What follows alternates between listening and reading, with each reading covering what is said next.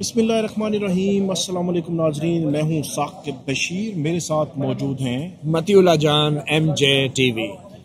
हम आज बात करेंगे PTA chairman major general retired Hafeezur Rahman, उनकी जो तैनाती बतौर चेयरमैन PTA हुई थी उसको इस्लामाबाद हाई कोर्ट में चैलेंज किया गया था और 2 रोज़ कबल जस्टिस बाबर सत्तार ने 99 पेजेस का एक बड़ा तफसीली फैसला दिया और इस तैनाती को गैर कानूनी करार दिया था और फौरी तौर पर major general retired Hafeezur Rahman को ओहदे से हटाने का हुक्म दिया था।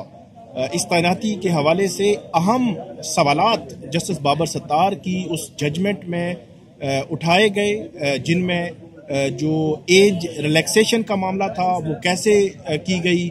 फिर एक इल्ज़ाम ये भी इसी जजमेंट में सामने आया, जिसके हक़ाइक़ आगे चलकर आपके सामने रखेंगे, कि उनके ये पर्सन स्पेसिफिक एक तासुर ऐसे मिला कि पर्सन स्पेसिफिक सारा कुछ हो रहा था, जो समरीज मूव हो रही थी, जो कुछ जो है वो इस तैनाती के जो पसे पर्दा चीज़ें चल रही थी वो पर्सन स्पेसिफिक उससे तासुर मिलता है कि वो हुआ। और उसके बाद कैसे जो रूल्स की वायलेशन हुई, जो कवानीन की तब्दीली होनी थी वो नहीं हो सकी, वो सब कुछ आगे चलकर आपको हम बताते हैं। लेकिन इस फैसले के खिलाफ चेयरमैन PTA जो हफीजुर रहमान है, उन्होंने और PTA ने और फेडरेशन ने अपील फाइल की, जिस अपील पर आज इंट्रा कोर्ट अपील पर समाअत की इस्लामाबाद हाई कोर्ट के division bench justice Mohammad Asif और जस्टिस इनाम अमीन मिन्हास ने।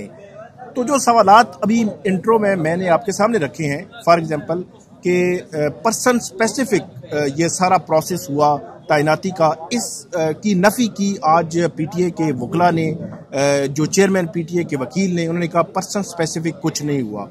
फिर उन्होंने ये भी कहा कि आर्टिकल 199 में सो मोटो इख्तियार 26वीं आईनी तरमीम के बाद ख़ास तौर पर आप इस्तेमाल नहीं कर सकते। तो जो प्रेयर जो इस्तदा की गई हो दरख्वास्त में, उससे आप बियॉन्ड नहीं जा सकते। तो यहाँ पर जस्टिस बाबर सत्तार उससे बियॉन्ड गए हैं। उन्होंने ये भी कहा कि जो रूल्स जो चैलेंज ही नहीं किए गए थे उनको भी गैर कानूनी करार दिया जस्टिस बाबर सत्तार की जानिब से, या उन पर सवालात उठाए रूल्स के हवाले से। जो मेजर पॉइंट्स हैं जस्टिस बाबर सत्तार के, उनकी आज इंट्रा कोर्ट अपील में उनके PTA और चेयरमैन PTA के वकला ने नफ़ी की, जिसके बाद आज इस फैसले को मुअत्तल कर दिया गया और चेयरमैन PTA को बहाल कर दिया गया। तो हमने आज बात ये करनी है कि 99 पेजेस में जस्टिस बाबर सत्तार ने एक्चुअली कौन से हक़ाइक़ हैं जो सामने लाए हैं, और उनको 90 जो है वो 100 पेजेस की एक जजमेंट जो है वो लिखना पड़ी है, वो क्या है। मतीउल्लाह जान साहब हमें बताएंगे कि सबसे पहले हम इस पे आते हैं कि ये प्रोसेस पहले, हाँ, उस तरफ हम वन बाय वन आएंगे साकिब, मगर पहले नाजरीन को ये बताना ज़रूरी है कि ये PTA है क्या जी, और ये PTA क्यों इम्पोर्टेंट है। पाकिस्तान टेलीकम्युनिकेशन अथॉरिटी ये बनाई गई थी 1997 में एक कानून के तहत, और ये जो अथॉरिटी है, ये जो इदारा है, ये रेगुलेटरी बॉडी है तमाम मोबाइल फ़ोन कम्युनिकेशंस की। ये जो जितनी टेलीफोन कंपनियां हैं आप नाम सुनते होंगे, ये जोंग है, जैज़ है और टेलीनॉर है या वारे जो भी कंपनीज थी, तो ये इन सबको ये रेगुलेट करने के लिए बनाई गई थी 1997 में। और पूरे मुल्क में टावर्स लगाए जाते थे, और फिर इंटरनेट जो सर्विसेज हैं हमारे मुल्क में, इंटरनेट की सर्विसेज, वो भी PTA उनको रेगुलेट करती है। इसके अलावा जितना भी वायरलेस कम्युनिकेशन है, जो सैटेलाइट कम्युनिकेशन है, उसकी रेगुलेशन भी जो है वो PTA करती है। अब यही वो PTA है जिसके ऊपर ये इल्ज़ाम लगता है कि ये शहरियों के जो इंटरनेट सर्विसेज हैं उनको स्लो भी कर देते हैं। कभी वो केबल समंदर की शार्क खा जाती हैं, और कभी इंटरनेट बंद हो जाता है, ट्विटर का प्लेटफॉर्म जो है वो बैन हो जाता है। तो ये सब कुछ जो है ये PTA के ज़रिए किया जाता है, और YouTube भी बैन रही पाकिस्तान में बहुत अर्सा पहले। तो ये सब PTA जैसा इदारा करता है। PTA के पास बहुत सारे टेक्नोलॉजी है कि शहरियों के जो पर्सनल डाटा है, वो जो ब्राउजिंग करते हैं, उनको भी वो मॉनिटर कर सकता है, उसमें रुकावट भी डाल सकता है। اچھا، باقی دیگر اداروں کی طرح ہم جیسے صحافیوں کو ہمیشہ ہی یہ خدشہ رہتا ہے کہ یہاں پہ ایسے اداروں کے اندر جہاں پہ شہریوں کا ڈیٹا ہے، جہاں پہ شہریوں کو کنٹرول کیا جا سکتا ہے، وہاں پہ میرٹ کی بجائے، اہل لوگوں کی بجائے عام طور پہ ہم دیکھتے ہیں کہ ہمارے فوج سے جو ریٹائرڈ افسران ہیں ان کو ڈائریکٹلی تعینات کر دیا جاتا ہے، اور یہ کوئی پہلی بار نہیں ہوا۔ نادرا میں بھی ابھی ایک سرونگ جنرل ہے، انٹیریئر منسٹری میں ایک سرونگ جنرل جو ہیں وہ آ چکے ہیں، تو خدشات پیدا ہوتے ہیں۔ تو جو پی ٹی اے کا ادارہ ہے، اس کا جو قانون ہے اس میں چیئرمین کی تعیناتی کا ایک طریقہ کار وضع کیا گیا ہے۔ اچھا، ایک تو یہ ہے کہ آپ جو ہے اشتہار دیتے ہیں اور پھر لوگوں کی جو تعلیمی قابلیت کا جائزہ لیتے ہیں، ان کے تجربے کو دیکھتے ہوئے شارٹ لسٹ کرتے ہیں، پھر اس میں آپ انٹرویو کرتے ہیں اور پھر ایک پینل ہوتا ہے اور پھر پرائم منسٹر اس کی فائنل منظوری دے دیتا ہے۔ مگر یہاں پہ ایک میجر جنرل ریٹائرڈ حفیظ الرحمان صاحب ہیں جن کی یہ تعیناتی کی گئی، اور بنیادی الزام یہ تھا کہ میجر جنرل صاحب جو ہیں ریٹائرڈ، ان کے لیے یہ مئی 2023 میں جب یہ تعیناتی ہوئی تو اس وقت شہباز شریف صاحب کی پہلی والی پی ڈی ایم کی حکومت تھی۔ یہ امیڈیٹلی آپ کو یاد ہوگا آفٹر عدم اعتماد کے بعد جو حکومت آئی تھی 2022 اپریل میں وہ آئی تھی، اور 2023 مئی کو یہ تعیناتی کی گئی تھی۔ تو پہلا پوائنٹ یہ تھا جو آج عدالت میں جس پہ بار بار کہا جا رہا تھا کہ جسٹس بابر ستار نے جو ہے وہ تو قواعد کو ہی اڑا دیا ہے، حالانکہ قواعد کو چیلنج ہی نہیں کیا گیا، اور یہ جو اور سو موٹو اختیار استعمال کر دیا گیا۔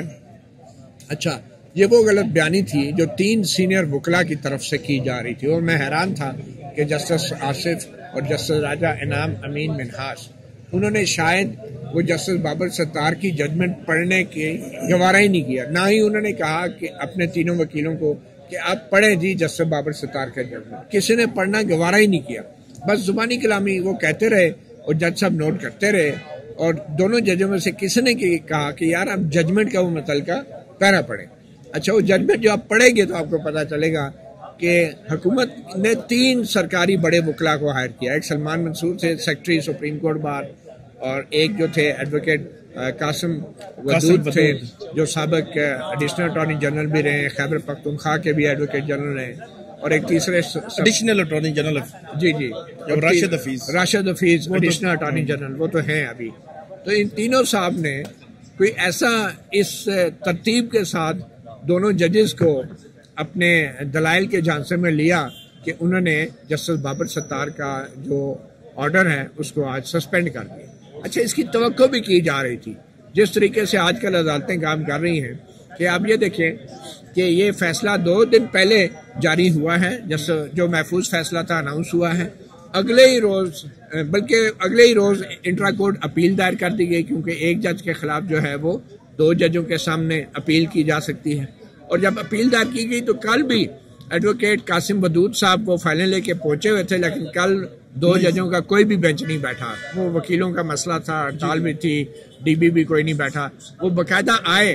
اور مزے کی بات یہ ہے، یہ ہمیں آج پتہ چلا کہ جسٹس آصف اور جسٹس راجہ منہاس کے سامنے کیس لگا ہے۔ کل جو ایڈوکیٹ قاسم ودود آئے میرے سامنے، وہ کل ہی باہر آ کے بیٹھ گئے تھے ان دونوں ججز کی عدالت کے باہر، اور حالانکہ ابھی کاز لسٹ نہیں آئی تھی، تو وہ کہتے ہیں میں تو ویسے ہی آ گیا، اور وہ نمائندگی کر رہے ہیں ایڈوکیٹ قاسم ودود صاحب میجر جنرل ریٹائرڈ حفیظ الرحمان صاحب کی ایز اے ان پرسن، مطلب حفیظ الرحمان صاحب کے وکیل ہیں، تو ان کو پہلے ہی پتا تھا کہ کس کورٹ روم کے باہر بیٹھنا ہے، تو آج وہ کیس لگ گیا۔ فیصلہ کیا اچھا، تھا؟ اب جسٹس بابر ستار کے فیصلے کی طرف آتے ہیں۔ سب سے پہلے تو جسٹس بابر ستار نے یہ پوائنٹ آؤٹ کیا کہ آپ نے جو اشتہار دیا تھا اس کے اندر ممبر ایڈمنسٹریشن کی بھی ایک ویکینسی کریٹ کی تھی، جو کہ جس تاریخ کو اشتہار دیا گیا تھا اس تاریخ میں قواعد کے اندر ممبر ایڈمنسٹریشن کی کوئی سیٹ تھی ہی نہیں، اور پی ٹی اے ایکٹ کے اندر بھی جو پی ٹی اے کا قانون ہے اس کے اندر بھی ممبر ایڈمنسٹریشن کی کوئی ویکینسی تھی ہی نہیں، حالانکہ آپ نے اشتہار میں دے دیا۔ اچھا، اشتہار میں کیوں انہوں نے دیا تھا؟ یہ اشتہار کون سی تاریخ کا ہے؟ اگر آپ اس کو دیکھیں جہاں پہ جو تاریخیں بتائی گئی ہیں، 28 مارچ، یہ ہے 28 مارچ 2023 کو اشتہار آیا۔ اچھا مزے کی بات 11 اپریل آخری تاریخ تھی. 11 اپریل جو ہے 2023 آخری تاریخ تھی درخواستیں جمع کرانے کی. تو ان تاریخوں کے اندر قواعد میں کوئی ممبر ایڈمنسٹریشن کی نہیں تھی. جو اصل میں جو امینڈمنٹ ہوئی ہے اس میں ایک چیز کہ جو اس میں فیڈرل کیبنٹ تھی اس نے مارچ کی جو تاریخیں تھیں 17 تاریخ کو کیبنٹ نے ممبر ایڈمنسٹریشن کی ویکنسی کی منظوری کابینہ نے دی نا. کابینہ نے منظوری دی. لیکن قانون یہ کہتا ہے کہ کابینہ کی منظوری سے قواعد نہیں بنتے. کابینہ کی منظوری کے بعد جب نوٹیفیکیشن آتا ہے نا اس تاریخ کو قواعد بنتے ہیں. تو قواعد میں جو بھی ترمیم کی گئی تھی ممبر ایڈمنسٹریشن کی اسامی بنانے کے لیے وہ نوٹیفائی نہیں ہوئی تھی جب اشتہار چھپا تھا. جب اپلیکیشنز وصول کی گئی تھی اور جب اپلیکیشن وصول کرنے کی آخری تاریخ گزری تھی اس وقت تک ممبر ایڈمنسٹریشن کی کوئی پوسٹ نہیں تھی. اچھا اور ایک اور جو کابینہ کی منظوری سے چیزیں بدل گئی لیکن نوٹیفائی نہیں ہوئی وہ عمر کی حد تھی.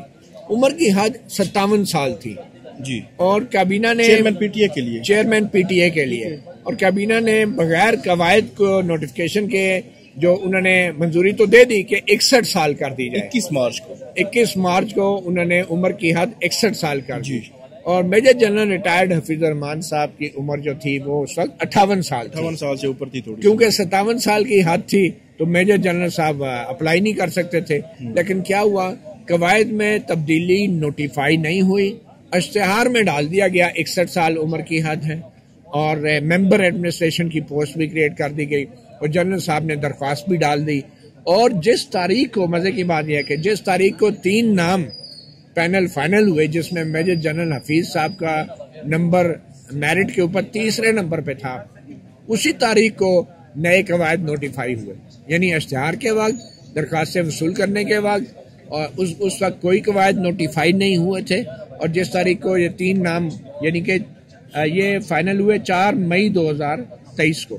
آپ کے کہنے کا مقصد یہ ہے کہ بے شک یہ مارچ 17 کو ممبر ایڈمنسٹریشن کی پوسٹ کی منظوری فیڈرل کیبنٹ سے ہو گئی. 21 مارچ کو 61 سال کی عمر کا معاملہ جو ہے وہ فیڈرل کیبنٹ سے منظور ہو گیا.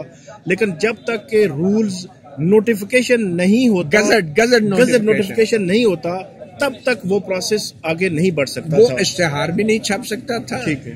اور اشتہار کے اندر ممبر ایڈمنسٹریشن کی پوسٹ بھی نہیں چھاپی جا سکتی تھی اور اس کی جو عمر کی حد ہے وہ بھی 61 سال اشتہار میں نہیں لکھی جا سکتی. تو یہ جو ساری چیزیں 4 مئی کو جو رولز گزٹ ہوئے یا نوٹیفیکیشن اس کا گزٹ نوٹیفیکیشن آیا اس میں یہ لکھا گیا کہ جی ممبر ایڈمنسٹریشن کی پوسٹ بھی کریٹ ہو گئی ہے اور 61 سال عمر بھی ہو گئی ہے. اور اسی دن جو ہے 3 نام جو فائنل ہو چکے تھے اشتہار چھپ کے سارا کچھ اس میں میجر جنرل صاحب کا نام بھی آ گیا. اب جسٹس بابر ستار نے صرف یہ کہا ہے کہ جو پی ٹی اے کا قانون ہے اس میں واضح طور پہ لکھا ہے کہ جو بھی تعیناتی ہوگی فیڈرل گورنمنٹ کرے گی پی ٹی اے کے چیئرمین کی اور پی ٹی اے کے ممبرز کی وہ مروجہ قواعد کے تحت ہوگی. مروجہ مین گزٹ نوٹیفیکیشن قواعد مروجہ جو نوٹیفائی ہوئے ہیں تو وہ اور پھر جو طریقہ ہوگا وہ گزٹ نوٹیفیکیشن کے مطابق ہوگا. مطلب طریقے میں اشتہار بھی اگر آپ دیں گے تو اس میں بھی رولز میں پرسکرائبڈ ہوگا. تو آپ نے پہلے جو پبلک کو بتا دیا کہ یہ ویکینسی ہے وہ مروجہ قواعد کے مطابق وہ تھی نہیں کیونکہ نوٹیفیکیشن نہیں ہوئے تھے قواعد کے. بٹ اینی وے آگے چلتے ہیں. جسٹس بابر ستار نے یہ کہا کہ یہ سارا عمل جو تھا بظاہر لگتا ہے کہ یہ ایک شخص کے لیے کیا گیا. قواعد کو بالائے طاق رکھ کے جو مروجہ قواعد تھے ان کو بالائے طاق رکھ کے کیا گیا اور قانون کی بھی خلاف ورزی کی گئی اور قواعد کی بھی. اچھا یہ تو ہو گیا نا قواعد اشتہار اور وہ ایج لمٹ. قانون کی کیا خلاف ورزی؟ قانون میں یہ تھا اس وقت ابھی قانون میں بھی ترمیم نہیں ہوئی تھی. قانون یہ تھا کہ جو چیئرمین پی ٹی اے ہوگا وہ تمام انتظامی اختیارات جو ہے وہ پی ٹی اے کو چلانے کے لیے استعمال کرے. انتظامی مین ایڈمنسٹریشن کا وہ ہیڈ ہوگا. تو جب آپ نے بغیر قواعد کو نوٹیفائی کیے ایک ایڈمنسٹریشن ہیڈ چن لیا تو پھر جو پی ٹی اے کے ایکٹ میں لکھا ہوا ہے کہ جو ایڈمنسٹریشن ہیڈ ہے وہ چیئرمین ہوگا تو پھر تو وہ تضاد پیدا ہو گیا نا. تضاد ایسے پیدا ہو گیا کہ آپ نے تو اشتہار چیئرمین کا دیا وہ ممبر ایڈمنسٹریشن کا دیا تھا چیئرمین کا تو نہیں دیا تھا. تو ممبر ایڈمنسٹریشن اگر الگ ہوتا یا چیئرمین الگ ہوتا تو پھر تو آپس میں ان کی لڑائی ہو جاتی. تو پی ٹی اے کے ایکٹ میں آپ کو لکھنا چاہیے تھا کہ ممبر ایڈمنسٹریشن ہوگا، اس کے یہ اختیار ہوں گے اور چیئرمین پی ٹی اے کے یہ اختیار ہوں گے. تو پی ٹی اے کے ایکٹ میں بھی ترمیم نہیں کی گئی جب یہ سارا عمل کمپلیٹ کیا گیا. آگے جا کے بڑی دلچسپ بات یہ سامنے آئی ہے کہ جو کوالیفیکیشن تھی تعلیمی وہ جنرل صاحب کی، اس کے حوالے سے بھی بڑی باتیں آئی ہیں. مگر یہ تیسری چیز ہے، مطلب پہلے ممبر ایڈمنسٹریشن کی پوسٹ کریٹ ہوئی، دوسرا 61 سال ایج ہوئی، اور تیسری کوالیفیکیشن. اچھا، اب کوالیفیکیشن کی طرف آئیں تو اس سے پہلے جو جیسے بابر ستار نے بات کیا کہ ممبر ایڈمنسٹریشن کی جو ریکروٹمنٹ کا عمل تھا وہ 28 مارچ کو شروع ہو گیا اور 14 دنوں بعد وہ بند ہو گیا. پی ٹی اے کے جو رولز سے اپوائنٹمنٹ کے جو ہیں 4 مئی کو وہ مؤثر ہوئے، اسی دن جس دن تینوں کے نام فائنل ہوئے جو کہ گزٹ نوٹیفکیشن میں نہیں آئے تھے. اچھا، اب آگے چلتے ہیں. فیڈرل گورنمنٹ 17 ہیئرنگ ہوئی پی ٹی اے کے چیئرمین کو جب اپوائنٹمنٹ تعینات ہوئی تھی. آج تو وہ ایسے پورٹرے کر رہے تھے اسلام آباد ہائی کورٹ میں جیسے انہوں نے سنا ہی نہیں کیا، وہی تو ون سائیڈڈ فیصلہ دے دیا جناب. 17 ہیئرنگز ہوئی ہیں. تو ججمنٹ میں لکھا ہوا ہے، جیسے یہ پڑھی نہیں نا ججمنٹ، اسی لیے نہ ججوں نے پڑھنے کے لیے کہا، تو وہ ورنہ سسپینڈ کیسے کرتے اگر وہ سب کچھ پڑھ دیتے تو. بہرحال جی اس میں لکھا ہے جیسے پاکستان نے کہ 17 ہیئرنگ ہم نے کی، اور اس کے اندر فیڈرل گورنمنٹ نے ایک بار بھی یہ وضاحت کرنا مناسب نہیں سمجھا کہ یہ ممبر ایڈمنسٹریشن کی پوسٹ کریٹ کرنے کی ضرورت کیوں پڑی. کیونکہ جو پی ٹی اے کا قانون ہے اس میں تو ساری ٹیکنیکل پوسٹیں 3 ممبروں کی، فائنانس ہے اس کے اندر اور دیگر پوسٹیں، وہ میں آگے جا کے آپ کو بتاتا ہوں.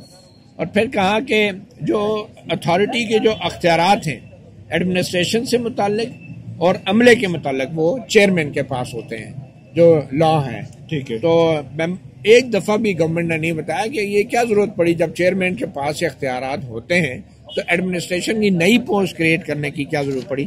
یہاں پہ شک ہوتا ہے نا کہ صرف وہ جس کو کہتے ہیں نا اندر گھسانے کے لیے، ٹیک اوور کرنے کے لیے ایک پوسٹ کریٹ کی گئی، کیونکہ لا اتنا ریجڈ تھا کہ ڈائریکٹلی دیوار پھسانگنا مشکل تھا. ٹھیک ہے. اچھا، آگے جا کے اب جو امپورٹنٹ بات ہے. اچھا، پھر عدالت جسٹس بابر ستار نے فیصلے میں یہ بھی کہا کہ یہ جتنی بھی 17 ہیئرنگ ہوئی ہیں ایک بار بھی گورنمنٹ نے یہ ایکسپلین نہیں کیا کہ ممبر ایڈمنسٹریشن کی جو اسامی پر کرنے کا جو معیار تھا وہ باقی 3 ممبران سے مختلف کیوں تھا. اچھا، یہ ممبر ایڈمنسٹریشن کا معیار بھی تھوڑا کم کر دیا گیا. شاید میجر جنرل ریٹائرڈ حفیظ الرحمان صاحب، وہ معیار کیا تھا وہ میں آپ کو مزے کی بات بتاتا ہوں. اس میں جو لا میں لکھا ہوا تھا اس میں کہا گیا کہ جو ڈیٹا دیا گیا ہے حکومت کے اپنے ریکارڈ کے مطابق، اس میں member administration major general retired Hafeez ur-Rehman جو تھے وہ درخواست جب انہوں نے نوکری کے لیے دی تھی ان کی عمر 58 سال تھی اور 6 مہینے، مطلب وہ 58.5 سال عمر کے تھے، جبکہ جو کرائٹیریا تھا عمر کی حد تھی وہ 57 سال تھی، یعنی 1.5 سال عمر کی حد سے وہ بڑے تھے. اگر وہ عمر کی حد جو کہ پی ٹی اے کے اپوائنٹمنٹ رولز میں دی ہوئی ہے 57 سال، اگر اس کو اپلائی کیا جاتا تو پھر میجر جنرل ریٹائرڈ حفیظ الرحمان صاحب کوالیفائڈ نہیں ہوتے. پھر اسی طرح انہوں نے کہا کہ میجر جنرل صاحب جو ریٹائرڈ ہیں ان کی جو تعلیمی قابلیت تھی وہ ہے master in war studies and defence management. ٹھیک ہے. اچھا، یہ مضمون جو ہے وہ پی ٹی اے کی ٹیکنیکل جو کوالیفیکیشن ہے اس کے نظر میں اس کی کوئی اہمیت نہیں ہے، کیونکہ پی ٹی اے کے ممبران کی جو کوالیفیکیشن ہے وہ بہت ہائی ہے، وہ میں آگے جا کے آپ کو بتاتا ہوں. انہوں نے وار اسٹڈیز میں ماسٹر کیا، مگر جو ٹیلی کمیونیکیشن ریلیٹڈ جو ان کی ہائیسٹ ڈگری ہے ٹیلی کمیونیکیشن سے ریلیٹڈ وہ بی ایس سی ہے. B S C. ہاں جی، وہ بی ایس سی ہے. ٹھیک ہے. اب ٹیکنیکلی اور پریکٹیکلی باقی سب ممبران کے جو کوالیفیکیشن ہے وہ بڑی ہائی لیول کی ہے، پی ایچ ڈی بھی، ماسٹرز بھی ہے ایک، ان کی بی ایس سی کر دی ہے کہ بھائی بی ایس سی کافی ہے. اچھا، بی ایس سی اشتہار میں کر دی گئی، ٹیلی کمیونیکیشن میں بی ایس سی. ظاہری بات ہے سگنل کور کے ہوں گے. ٹھیک ہے. میرے والد صاحب بھی سگنل کور میں ہی تھے تو وہ ٹیلی کمیونیکیشن میں تو بی ایس سی ہو ہی جاتی ہے. ٹھیک ہے. تو ان میں بی ایس سی ہے.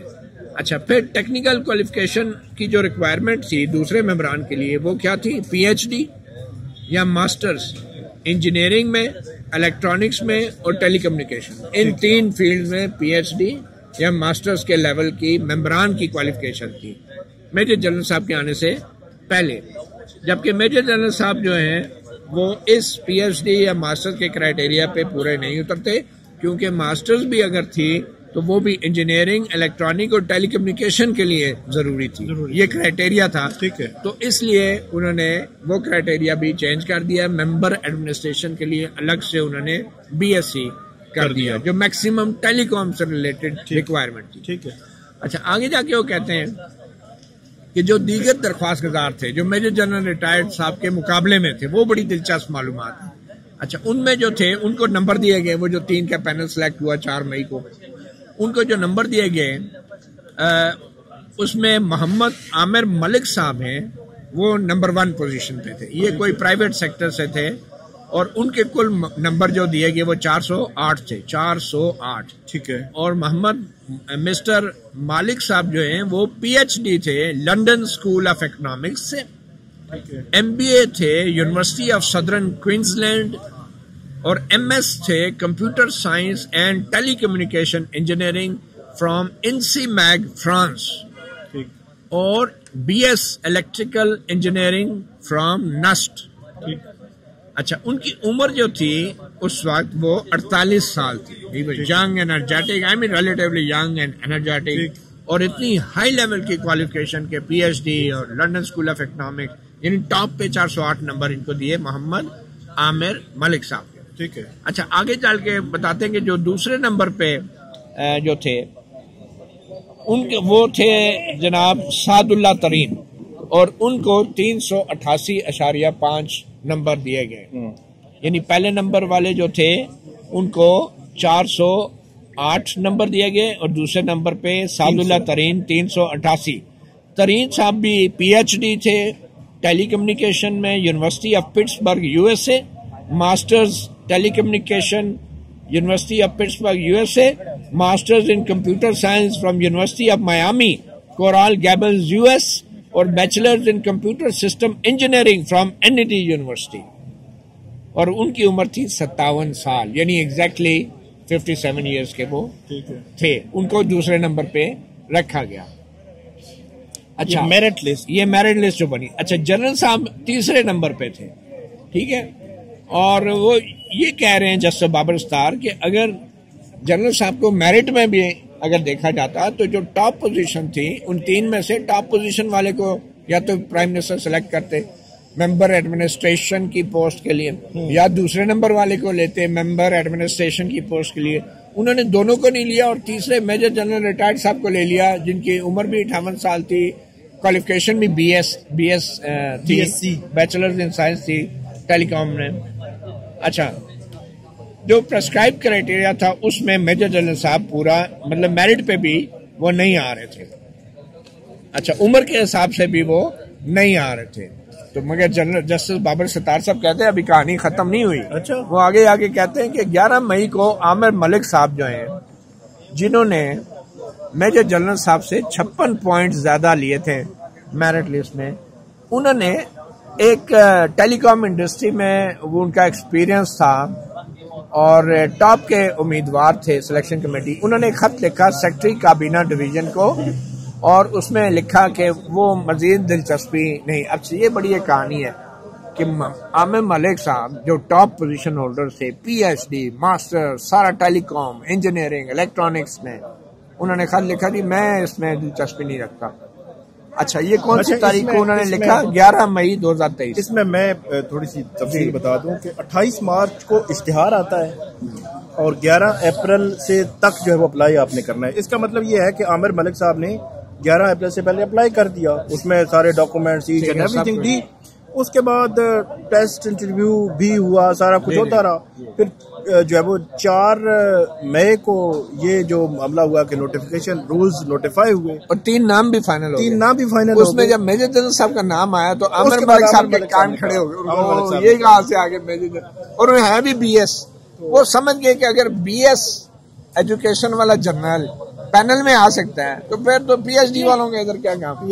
دوسرا یہ پڑھے لکھے زیادہ، وہ بہت زیادہ پڑھے لکھے تھے تو ہو سکتا ہے وہ سمجھ گئے، انہیں کیا مجھ سے لڑائی نہیں ہوتی۔ وہ بھاگ گئے. انہوں نے کہا جی خط لکھ دیا کابینہ ڈویژن کے سیکرٹری کو میں نہیں کہ میں جی اس ریس میں بلکہ بڑے دھڑلے سے کہا وہاں پہ جو پی ٹی اے اور چیئرمین پی ٹی اے کے وکلا تھے, انہوں نے کہا جی دیکھیں جتنے لوگوں نے اپلائی کیا تھا اتنا شفاف کرائٹیریا تھا, کسی نے چیلنج نہیں کیا, کوئی ایک بندہ چیلنج کرنے نہیں آیا جی. ہمارے ساتھ تو جاتی ہو گئی ہے, کوئی پاگل تھا سر پھڑوانا.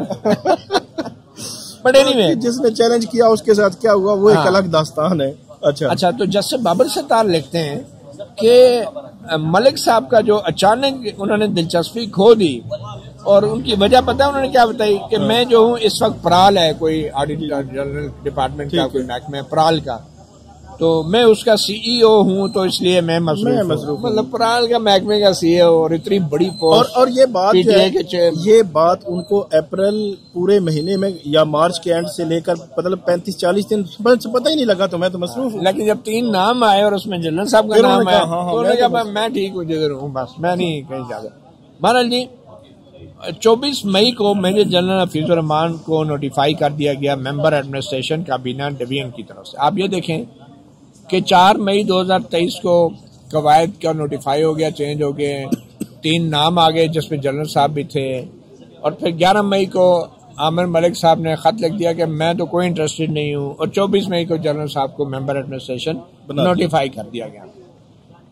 اچھا پھر جج صاحب لکھتے ہیں جسٹس بابر ستار کے بار بار کہنے کے باوجود حکومت کی طرف سے کوئی بھی ایسی سمری وزیر اعظم کو بھیجی گئی وہ عدالت میں نہیں پیش کی گئی کہ جس میں یہ وضاحت کی جاتی کہ میجر جنرل ریٹائرڈ حفیظ الرحمان صاحب کم از کم ان 3 امیدواروں میں سے کہاں سے بہترین قرار پائے.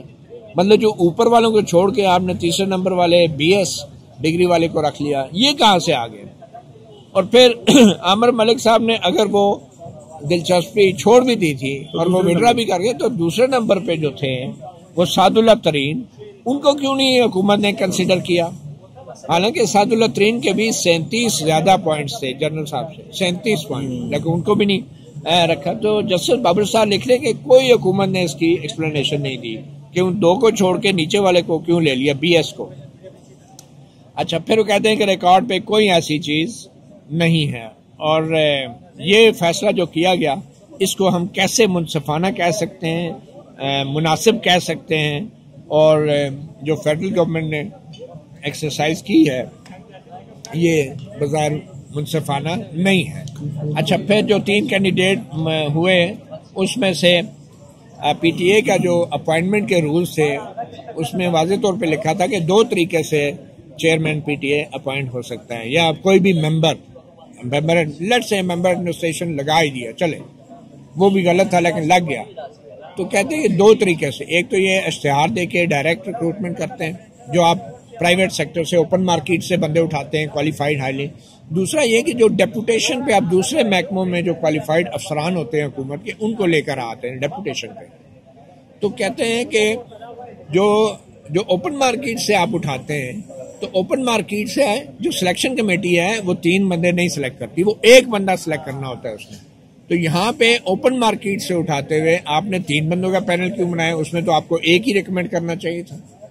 قواعد میں لکھا ہے کہ اوپن مارکیٹ والوں کے پینل نہیں بنتا, ڈیپوٹیشن والوں کا 3 افسروں کا پینل بنتا ہے جس میں سے پرائم منسٹر کسی ایک افسر کو وہ سلیکٹ کر لیتے ہیں. تو کہتے ہیں یہ بھی خلاف ورزی ہے کہ جو آپ نے 1 بندہ سلیکٹ کرنے کی بجائے ان کو ڈیپوٹیشنز بنا دیا جو پرائیویٹ مارکیٹ سے آپ لے رہے تھے, یہ بھی ایک سنگین خلاف ورزی ہے. تو میرے خیال میں اب یہ کوالیفیکیشن اور یہ سب کچھ جو ہمارے سامنے آیا ہے کیس جو ہے وہ تو بڑا واضح ہو گیا ہے, بڑا واضح ہے, لیکن اب اس کیس کو جو ہے وہ آج معطل کر دیا گیا ہے, اس فیصلے کو آرڈر سسپینڈ ہو گیا ہے.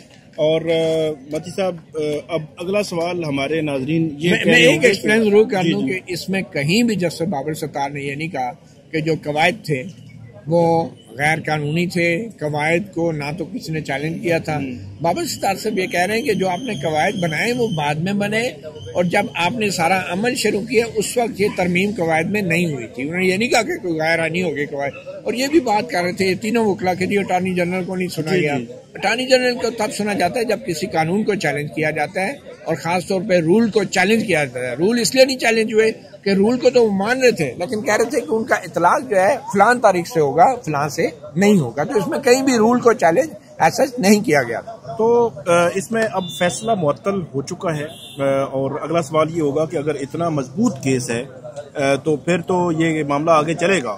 عمومی طور پر ایسے کیسز میں اور خاص طور پر 26ویں آئینی ترمیم کے آنے کے بعد تو ایسے کیسز کا حشر یہ ہوتا ہے کہ یہ آج ہم آپ کو بتا رہے ہیں، خبر دے رہے ہیں بلکہ، کہ یہ کیس اب بہت دور تک آپ کو کہیں لگتا ہوا نظر نہیں آئے گا. یہ کیس ایسے ہی فائل پڑی رہے گی.